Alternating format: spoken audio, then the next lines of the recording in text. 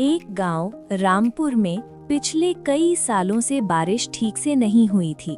खेत सूखे पड़े थे, कुएं का पानी नीचे चला गया था। लोग रोजगार की तलाश में दूसरे गांव जाने लगे थे। इसी गांव में रहता था मोहन, एक सीधा सादा मेहनती नौजवान। मोहन सोचते हुए, अब यहाँ रहकर कुछ होने वाला नहीं है। अगर कुछ बनना है तो बाहर जाना ही पड़ेगा। गांव से निकल पड़ता है। चलते चलते वो प्रतापपुर गांव पहुंचता है। प्रतापपुर गांव काफी समृद्ध था। खेत हरे भरे थे, लोग खुशहाल दिख रहे थे। मोहन इधर उधर काम की तलाश करता है, पर कोई उसे जानता नहीं था।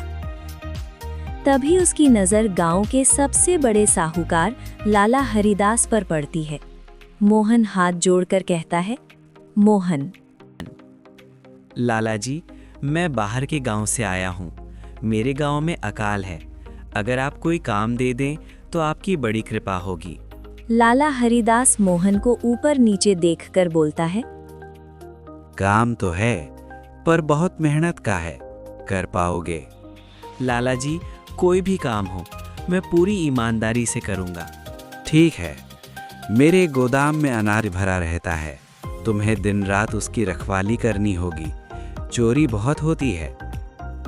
मोहन थोड़ी देर सोचता है। मोहन, ठीक है लाला जी, मुझे काम मंजूर है। लाला, ने के आखिर में 300 रुपए मिलेंगे और रहने खाने की व्यवस्था यही होगी। मोहन खुशी खुशी मान जाता है। तब से मोहन गोदाम में रहने लगता है। दिन रात मेहनत करता है, नींद कम लेता है, पर काम में कोई कमी नहीं छोड़ता। धीरे धीरे लाला हरिदास को मोहन पर भरोसा हो जाता है। एक दिन लाला, मोहन, तुम्हारी ईमानदारी देखकर मैं तुम्हारी तनख्वाह 300 रुपए से बढ़ाकर 600 रुपए कर रहा हूँ। मोहन, बहुत बहुत धन्यवाद लाला जी। कई साल बीत जाते हैं। मोहन कुछ पैसे जोड़ लेता है और गांव के बाहर एक छोटी सी झोपड़ी बना लेता है। मोहन खुश होकर, अगर मेरे पैसे चोरी हो गए तो मेरी सारी मेहनत बेकार हो जाएगी।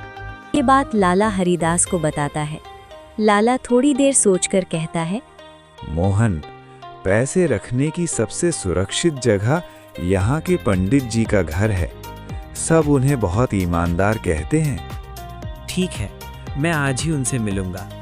मोहन पंडित जी के घर जाता है। पंडित जी, मैं अपनी जमा पूंजी कुछ समय के लिए आपके पास रखना चाहता हूँ। चिंता मत करो बेटा, तुम्हारे पैसे सुरक्षित रहेंगे। मोहन 7,200 रुपए की थैली दे देता है।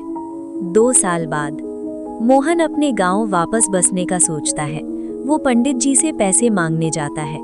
पंडित जी अनजान बनते हुए, कौन हो तुम? मैंने तुमसे कोई पैसे नहीं लिए।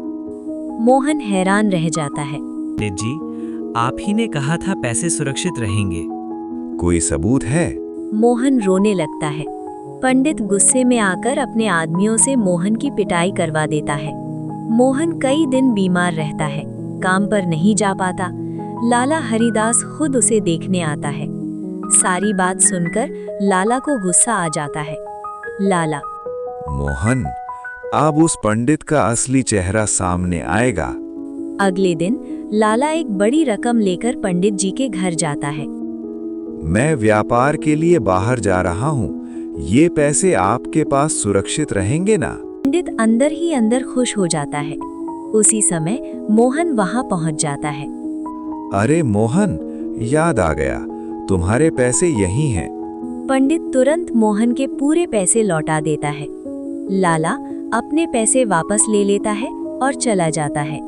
मोहन हाथ जोड़कर कहता है, अगर आप न होते तो मेरी मेहनत की कमाई चली जाती।